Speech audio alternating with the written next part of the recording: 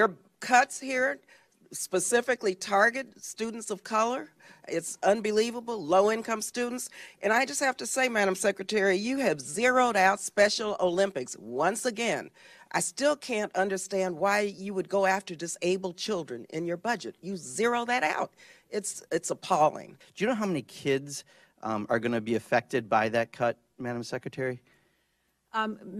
Mr. Procan, let me just say again, we had to make some difficult decisions with this budget. Again, this is a question on how many kids, not about the budget. I don't know the number of kids. It's 272,000 kids. That's all. I'll answer it for you. That's okay. No problem. It's 272,000 kids that are affected. Is an awesome organization, one that is well supported by the philanthropic sector as well. Sure. I'll tell you, reclaiming my time if I could, Madam Secretary, because there's a couple more parts to this. So also, we have cuts that go in the special education grants to states from $3 million to $2.2 million, a 26% cut. And then also in this budget, you have a $7.5 million cut to the National Technical Institute for the Blind, a $13 million cut for Gallaudet University, a $5 million cut for federal program for print books for blind students.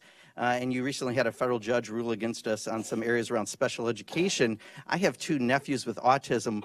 What is it that we have a problem with children who are in special education? Why are we cutting all of these programs over and over within this budget?